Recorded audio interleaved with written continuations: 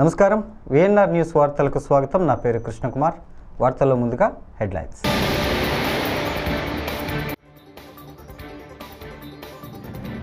రాబోయే రోజుల్లో data knowledge tools అన్ని రెడీగా ఉంటాయి సీఎం చంద్రబాబు.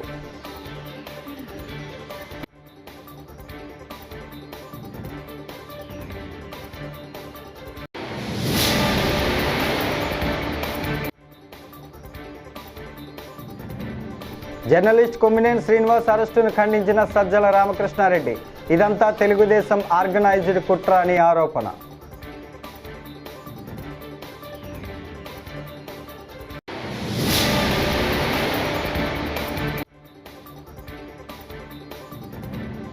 ప్రతిభ చూపిన విద్యార్థులను షైనింగ్ స్టార్స్ అవార్డు పేరిట సత్కారానికి రాష్ట్ర ప్రభుత్వం శ్రీకారం. విద్యాశాఖ మంత్రి నారా లోకేష్ వ్యాఖ్యలు.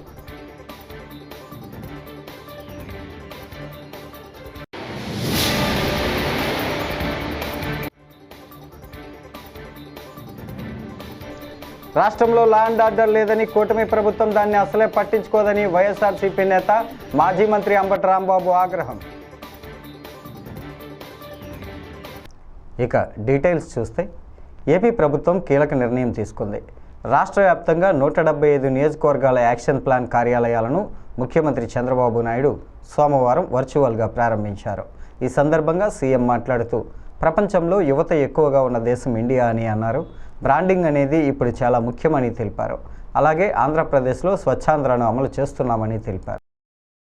స్వర్ణాంధ్ర, స్వచ్ఛాంధ్ర. స్వచ్ఛాంధ్రలో స్వచ్ఛ భారత్ లో భాగంగా మనం కూడా 3వ శనివారం ఈ యొక్క స్వచ్ఛాంధ్రప్రదేశ్ కార్యక్రమానికి శ్రీకారం చుట్టాం. సర్క్యులర్ ఎకానమీకి శ్రీకారం చుడుతున్నాం. వేస్ట్ ఎనర్జీకి పోతున్నాం. దీన్ని లాజికల్ గా తీసుకెళ్లి మనం ఒకసారి స్వచ్ఛాంధ్ర పర్ఫెక్ట్ గా ఇంప్లిమెంట్ చేయగలిగితే భవిష్యత్తులో ఎక్కడికక్కడ టూరిజం గాని అన్ని రంగాల్లో బ్రహ్మాండమైనటువంటి మనకు అడ్వాంటేజ్ వచ్చే పరిస్థితి వస్తుంది.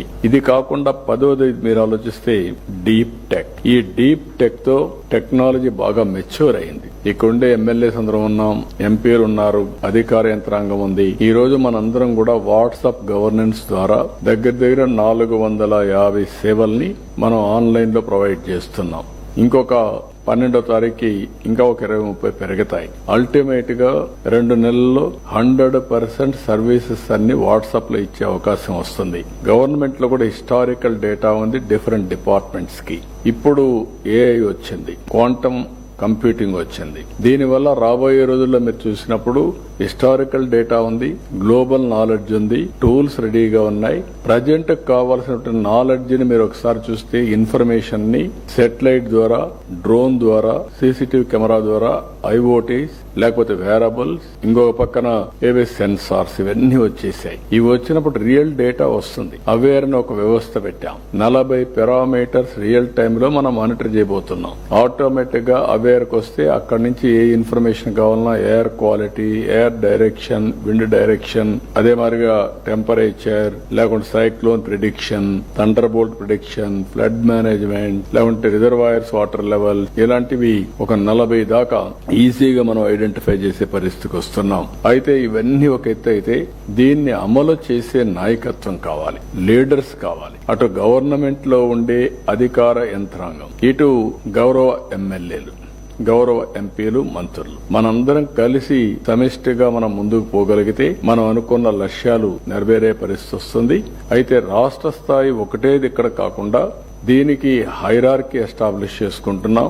రాష్ట్ర స్థాయి, జిల్లా స్థాయి, దెన్ కాన్స్టిట్యున్సీ స్థాయి, దెన్ సచివాలయం. అదే మరి అందరిని ఇన్వాల్వ్ చేస్తున్నాం. మున్సిపాలిటీస్ గాని, పంచాయతీస్ గాని అందరిని ఇన్వాల్వ్ చేసి అందరూ కలిసి మన పరిధిలో ఉండే స్టేక్ హోల్డర్స్ కి మనం ఏ విధంగా ముందు తీసుకుపోవడం కోసం క్లియర్ కట్ విజన్ డాక్యుమెంట్ ఇచ్చాం. Philosophy is very clear. Healthy, wealthy, happy society. ఆదాయం పెరగాలి, ఆరోగ్యంగా ఉండాలి, ఆనందంగా ఉండాలి.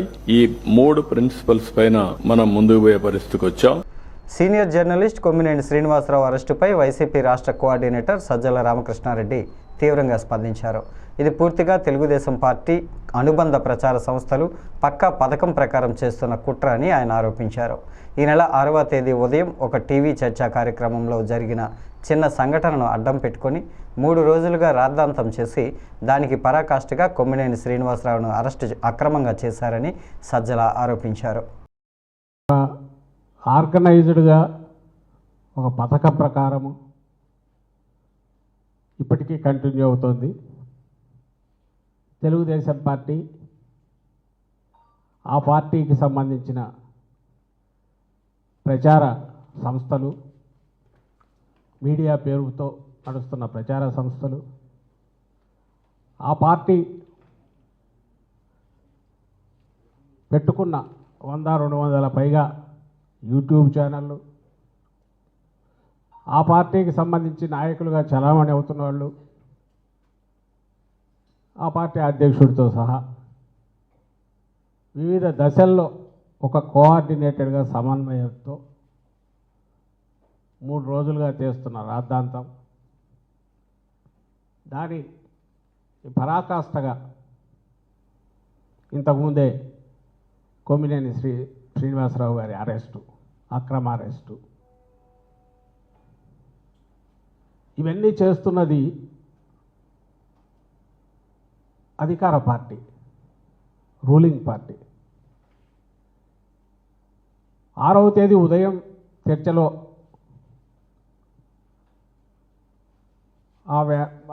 అనలిస్టు, విశ్లేషకుడు, జర్నలిస్టు కృష్ణరాజు గారు ఏ వ్యాఖ్య అయితే చేశారో దానికి సంబంధించినంత వరకు ఆ సమయంలో సబ్జెక్టు చాలా మీడియాల్లో వచ్చిన సంబంధించింది ఇష్యూ అయినా అందులో అమరావతి చుట్టుపక్కల ఆయన మెన్షన్ చేసినప్పుడు కొమ్మినేని గారు మళ్ళీ మేము చూస్తే వారించారు, వద్దులేండి అవన్నీ ఎందుకు అని అన్నారు. అలాగే మీరు ఏదైనా చెప్పినా అది దైవదూషణలాగా భావిస్తారు. అమరావతి చుట్టుపక్కలైనా ఆ పేరు అని ఎవరు ఏదన్నా. రాష్ట్ర వ్యాప్తంగా 10 ఇంటర్ పరీక్షల్లో అత్యంత ప్రతిభ చూపిన విద్యార్థులను షైనింగ్ స్టార్స్ అవార్డు పేరిట సత్కారానికి రాష్ట్ర ప్రభుత్వం శ్రీకారం చుట్టింది. విద్యాశాఖ మంత్రి నారా లోకేష్ పార్వతీపురంలో ఈ కార్యక్రమాన్ని ప్రారంభించారు. లోకేష్కు మంత్రులు సంధ్యారాణి, అచ్చెన్నాయుడు, స్థానిక ఎమ్మెల్యేలు ఘన స్వాగతం పలికారు. పార్వతీపురంలోని రాయల్ కన్వెన్షన్ హాల్లో నిర్వహించిన షైనింగ్ స్టార్స్ అవార్డు 2025 కార్యక్రమాన్ని ఒక ఐడియాలజీ నుంచి తీసుకుని మన్యం జిల్లాలో మేము వచ్చిన రిజల్ట్ వచ్చిన నెక్స్ట్ డే చేయడం జరిగింది సార్. అంతేకాకుండా సార్ ఇప్పుడు ఆల్రెడీ చెప్పున్నారు, మా జిల్లాలో చదివే పిల్లలందరూ కూడా గవర్నమెంట్ స్కూల్స్, గవర్నమెంట్ కాలేజీలోనే చదువుకుంటారు. మాకు ఇంకో ఆప్షన్ కూడా లేదు. ఎందుకంటే తల్లిదండ్రులు బిలో మిడిల్ క్లాస్ లేదంటే middle class, above middle class కూడా రేంజ్ కూడా చాలా తక్కువ ఉంటుంది. ఇక్కడి నుంచి ఇండస్ట్రీస్ లేకపోవడం కానీ ప్రతి ఒక్కరు మన పథకాలని మిగతా జిల్లాలు కంపేర్ చేసుకుంటే 10th క్లాస్లో హ్యాట్రిక్ కొడతాం. నిజంగానే ఇక్కడ ఉన్న ఉపాధ్యాయుల్ని, అధికారుల్ని, పిల్లల్ని, వాళ్ళ తల్లిదండ్రులందరినీ నేను సభాముఖంగా అభినందిస్తున్నా. ఒకసారంటే లక్, రెండోసారి అంటే డౌట్, మూడోసారి హ్యాబిట్. మీరు సాధించారు, చేసి చూపించారు. మీరు చూస్తే 10th క్లాస్లో 93.9% పాస్ మార్క్స్ మన జిల్లాకు వచ్చింది. ఓవరాల్ ర్యాంక్స్ లో 3వ స్థానంలో మన జిల్లా ఉంది. ఇంటర్కి వచ్చేగల మనం 2వ స్థానంలో ఉన్నాం. ఓవరాల్ ర్యాంక్స్ చూసేగల మనం మన్యం జిల్లా 3వ స్థానంలో ఉంది. All of you are today pride of Andhra Pradesh. We are really proud of you. గౌరవ ముఖ్యమంత్రి గారు కూడా నమ్మేది ఒకటి, ప్రభుత్వ విద్యని బలోపేతం చేయాలి, విద్యారంగంలో అనేక సంస్కరణలు తీసుకురావాలి, మన పిల్లలకి మంచి భవిష్యత్తు కల్పించాలి. ఈరోజు పెద్ద ఎత్తున పరిశ్రమలు రాబోతున్నాయి. బయటోళ్ళకి ఉద్యోగాలు కాదు, మన పిల్లల్ని బాగా స్కిల్ అప్గ్రేడేషన్ చేయాలి, విద్య అందించి వాళ్ళకే ఉద్యోగ ఉపాధి కల్పించాలి లక్ష్యంతో మేమందరం పనిచేస్తున్నాం. ఇక్కడున్న 10th క్లాస్ స్టూడెంట్స్ అందరినీ ఒక విషయం చెప్పదలుచుకున్నా. ఈరోజు మీకు అద్భుతమైన ఫౌండేషన్స్ ఉన్నాయి. ఫౌండేషన్ బలంగా ఉంటే మనం ఏమైనా కట్టచ్చు, ఏమైనా నిర్మించవచ్చు. ఆ ఫౌండేషన్స్ మీకు బలంగా ఉన్నాయి.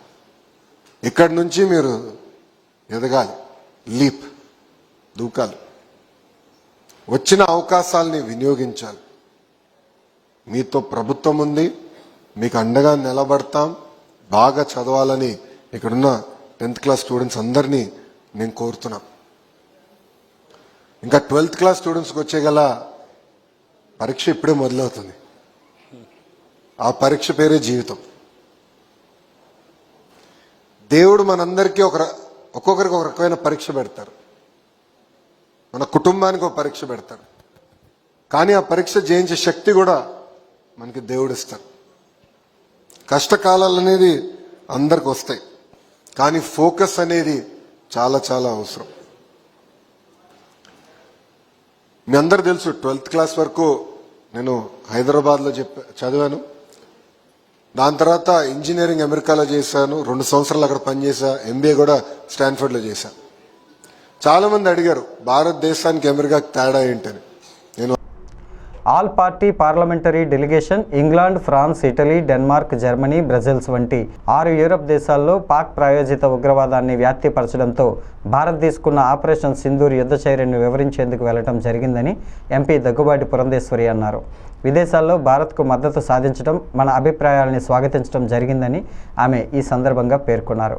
విదేశీ పర్యటన అనంతరం పీటీఐకి ఇచ్చిన సందేశంలో విదేశీ పర్యటనను సందర్భంగా భారత్ ఏం చెప్తోందో సూటిగా చెప్పామన్నారు. It's been a very good experience for us.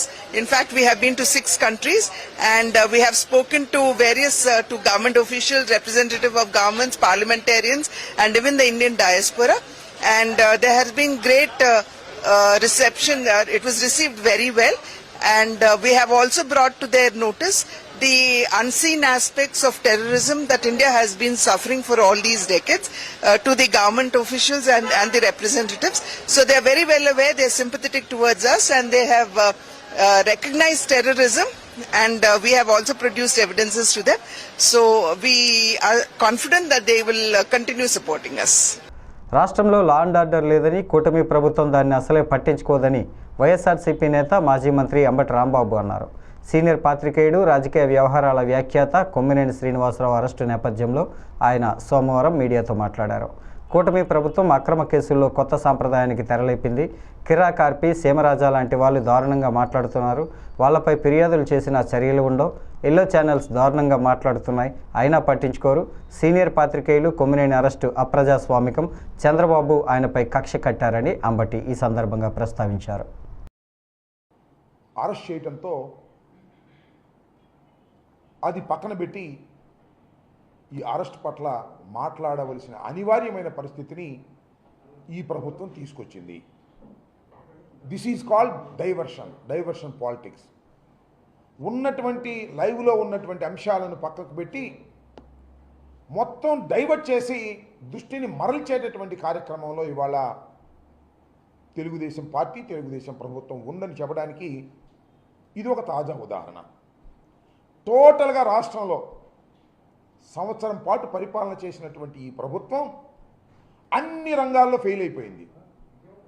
ఆ రంగాల గురించి మాట్లాడవలసినటువంటి పరిస్థితి వస్తుందనేటువంటి ఉద్దేశంతో లేని విషయాన్ని ఉన్నట్టుగా చేసి, ఆ విషయాన్ని పెద్దదిగా చేసి, అది ఒక ప్రజా ఉద్యమంలాగా తీర్చిదిద్దేటటువంటి కార్యక్రమంలో ఇవాళ నారా చంద్రబాబు నాయుడు గారు, వారి ప్రభుత్వం, వారి పార్టీ, వారికి ఉన్నటువంటి మీడియా ఛానళ్ళు పనిచేయటం చాలా దురదృష్టకరమని ఈ సందర్భంగా నేను చెప్పదలుచుకున్నాను. ఇవాళ ఉదయం కొమ్మినేని శ్రీనివాస్ గారిని, ఒక సీనియర్ జర్నలిస్టుని, సాక్షిలో లైవ్ షో కండక్ట్ చేస్తున్నటువంటి కొమ్మినేని శ్రీనివాస్ గారిని ఇంటికి వెళ్ళి అరెస్ట్ చేశారు. ఇది ఒక అక్రమమైనటువంటి అరెస్టు అనేది మేము చెప్పాం. నిశితంగా పరిశీలిస్తే అది అక్రమమైనటువంటి అరెస్టే అవుతుంది. కొమ్మినేని శ్రీనివాస్ గారి గురించి 2 మాటలు ఇక్కడ నేను చెప్పాలి. Is a most senior journalist.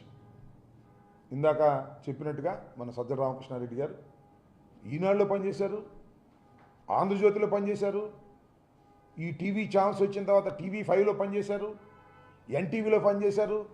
ఎన్టీవీలో పనిచేసినప్పుడు కొమ్మినేని శ్రీనివాస్ గారు చంద్రబాబు నాయుడు గారికి వ్యతిరేకంగా మాట్లాడుతున్నారని, అంటే వ్యతిరేకం అంటే ఆయన చంద్రబాబు నాయుడు గారికి అనుకూలంగా మాట్లాడటం ఆయన ప్రభుత్వంలో ఉన్నప్పుడు, వాళ్ళు చేస్తున్నటువంటి తప్పుల్ని ఖండించేటటువంటి కార్యక్రమం చేస్తున్నాడు అనేటువంటి ఉద్దేశంతో ఎన్టీవీ మీద ఒత్తిడి తీసుకొచ్చి ఆయన లైవ్ షోని ఆపేశారు.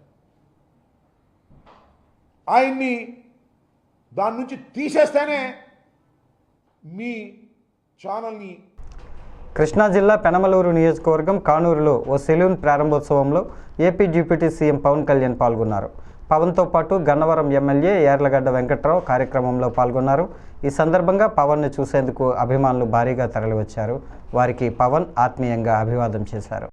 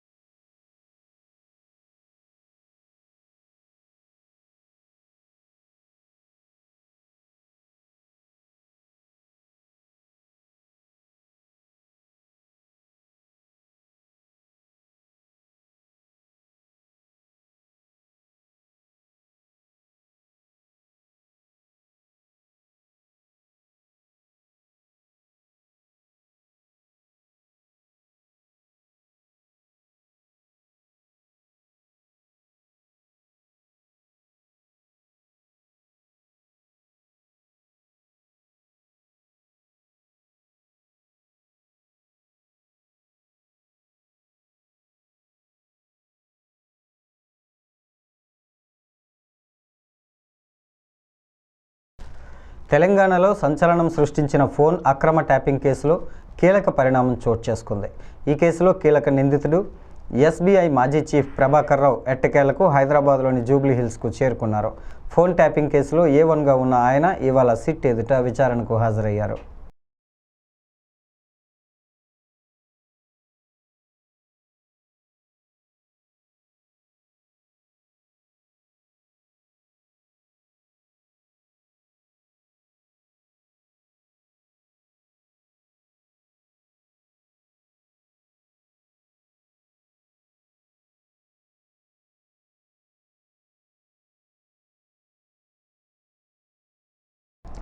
జూలై 4వ తేదీన రాజమహేంద్రవరంలో పాస్టర్ ప్రవీణ్ పగడాల సంస్మరణ సభను నిర్వహించనున్నట్టు మాజీ ఎంపీ జీవీ హర్షకుమార్ వెల్లడించారు. బహిరంగ సభకు కూటమి ప్రభుత్వం అనుమతి ఇవ్వకుండా అడ్డంకులు కల్పించడంపై హైకోర్టును ఆశ్రయించామని తెలిపారు.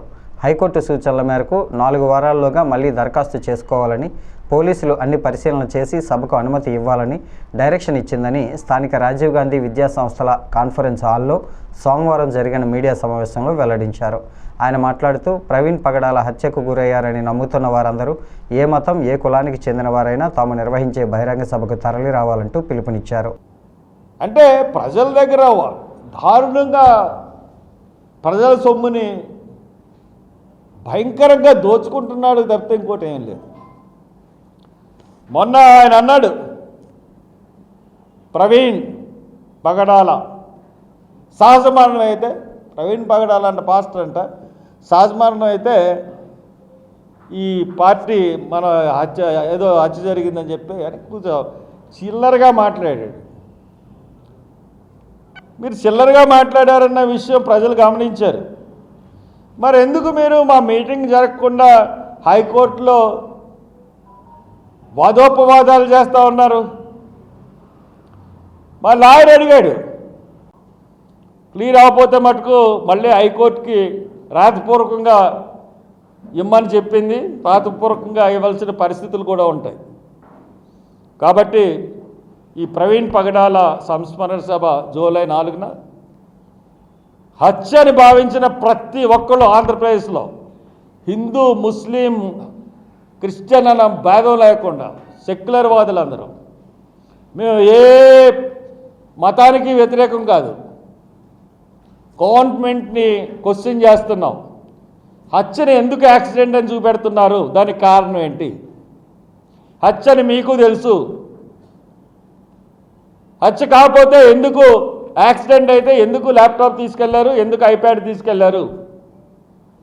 కాబట్టి దాన్ని కూడా మేము 4వ తారీఖున ఆ మీటింగ్లో ఎక్స్ప్లెయిన్ చేస్తాం. కాబట్టి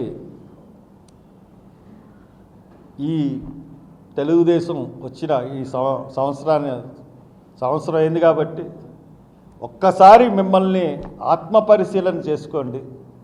మీరు ఎంత ప్రజల్ని మోసం చేస్తున్నారో ఒక్కసారి మీ పెద్దలందరూ కూర్చుని, మీ పాలిట్ బ్యూరో ఏదో ఉంటుంది కదా, అన్ని పార్టీలు కూర్చుని ఆలోచించుకుని చేసుకోండి. లేదంటే మిమ్మల్ని తుక్కు కింద ఓడించడానికి ప్రజలు రెడీగా ఉన్నారు, ఎప్పుడు ఏ ఎలక్షన్ పెట్టినా సరే.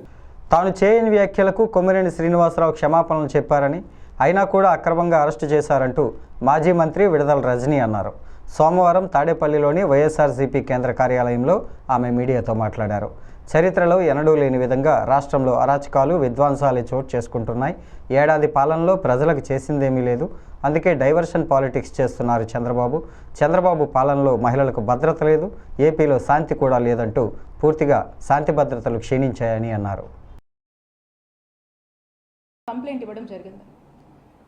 ఆ కంప్లైంట్ ఇచ్చిన దగ్గర నుంచి చూస్తుంటే 6 days అంటే ఈ రోజున పోలీసులు ప్రిలిమినరీగా మనకేం చెప్తున్నారంటే, ఇప్పుడు తన పైన బీర్ సీసాలతో కొట్టేసి గాయాలతో తను చనిపోయింది అని చెప్పి ప్రిలిమినరీగా తెలుస్తుందని చెప్పి ఈ రోజున తను చనిపోయింది అని చెప్పి ఈరోజు ప్రకటించినటువంటి విషయం ఈరోజు రాష్ట్రంలో మనం అందరం చూస్తున్నాం.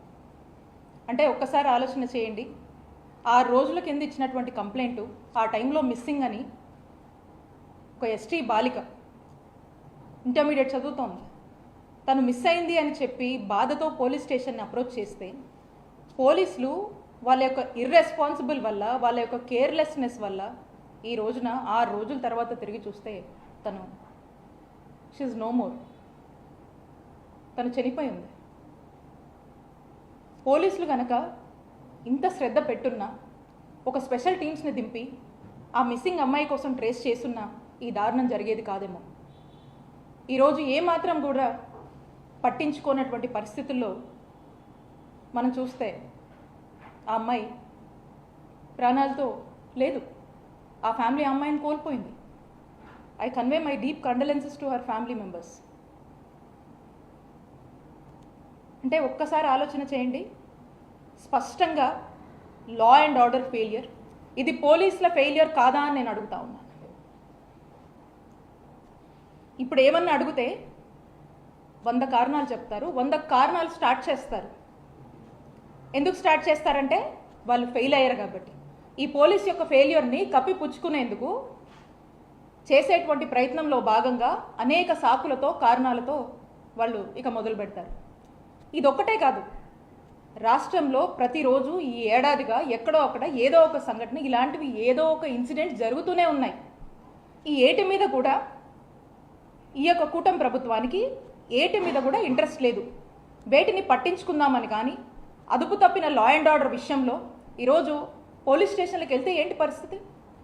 ఈరోజు ఒక కంప్లైంట్ ఇచ్చిన ఒక సామాన్యుడు ఆ కంప్లైంట్ తీసుకోవాలన్నా, ఆ కంప్లైంట్ కన్సిడర్ చేయాలన్నా ప్రతి చోట ఎమ్మెల్యే ఆఫీస్ నుంచి చెప్తే కానీ ఆ పోలీస్ స్టేషన్లో ఆ కంప్లైంట్ని, సామాన్య ప్రజలు ఇచ్చేటువంటి ఆ కంప్లైంట్ని కన్సిడర్ చేసే పరిస్థితి లేదు.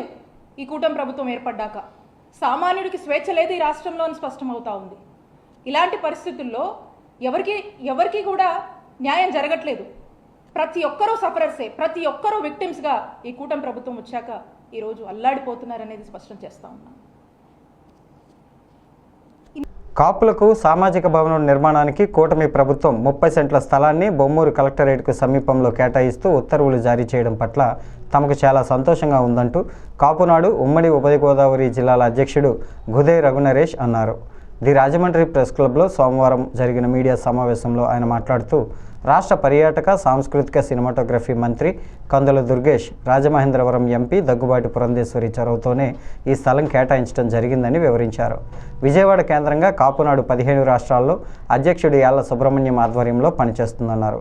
గడిచిన ఎన్నికల్లో జిల్లాల్లో కూటమి అభ్యర్థుల గెలుపునకు కాపునాడు విశేషంగా కృషి చేసిందన్నారు.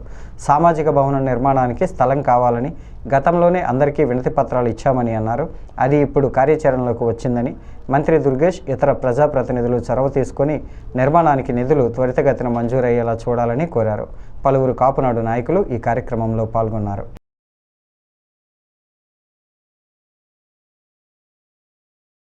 జాతీయ అధ్యక్షులు గాలి సుబ్రహ్మణ్య ఎలక్షన్ అయిన తర్వాత మేము స్థానికంగా ఉన్న నాయకులు అందరికీ కూడా ఇదే మాదిరిగా వినతి పత్రాలు ఇవ్వడం జరిగింది. నగర శాసనసభ్యులు ఆదిరెడ్డి శ్రీనివాస్ గారికి, అలాగే రూరల్ శాసనసభ్యులు గోరంట్ల బుచ్చయ్య చౌదరి గారికి, అలాగే పార్లమెంట్ సభ్యురాలు గౌరవ మాజీ కేంద్ర మంత్రి దగ్గుబాటి పురంధేశ్వరి గారికి, వీరందరికీ కూడా మంత్రి గారితో పాటు వినతి పత్రాలు ఇవ్వడం జరిగింది. అయితే ఈ విషయంలో నగరంలో స్థలాల కొరత వలన ఆదిరెడ్డి శ్రీనివాస్ గారు చెప్పారు, చూడండి ఎక్కడ ఉంటో చేద్దామని చెప్పారు, కానీ నగరంలో స్థలాల కొరత వలన అది సాధ్యం కాలేదు. తదుపరి రూరల్ శాసనసభ్యులు గోరంట్ల బుచ్చయ్య చౌదరి గారు కూడా నేను కలెక్టర్ గారితో మాట్లాడి ప్రయత్నం చేస్తానన్నారు.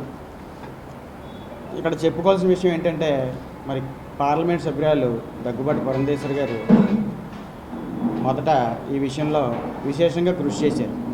ఈ స్థలం ఏర్పాటు చేసే విషయంలో విశేషంగా కృషి చేసి కలెక్టర్ గారితో మాట్లాడడం, మేము ఇచ్చిన వినతిపత్రాలు కలెక్టర్ గారికి పంపించడం చేశారు. దానివల్ల ఆ తర్వాత మంత్రి గారు కలగజేసుకుని ముందుగా 20 సెంట్లు మాత్రమే మాకు అలాట్ చేయడం జరిగింది. ముందుగా 20 సెంట్లు అలాట్ చేయడం జరిగింది. దానిని మంత్రి గారు ఈ విషయంలో తీసుకుని 20 సెంట్లు అంటే మళ్ళీ ఇబ్బంది వస్తుందని చెప్పేసి పార్లమెంట్ సభ్యులు దగ్గుబాటి పురంధేశ్వరి గారితో మంత్రి గారు మాట్లాడి, వారిద్దరూ కలిసి కలెక్టర్ గారితో మాట్లాడి పూర్తిగా ఆ తదుపరి ఈ 30 సెంట్లు రావడంలో మాత్రం కీలకంగా వ్యవహరించి మంత్రి గారు ఇది మా సామాజిక వర్గాన్ని సాధించి పెట్టారని చెప్పి. ఈ వార్తలు ఇంతటితో సమాప్తం. నమస్కారం.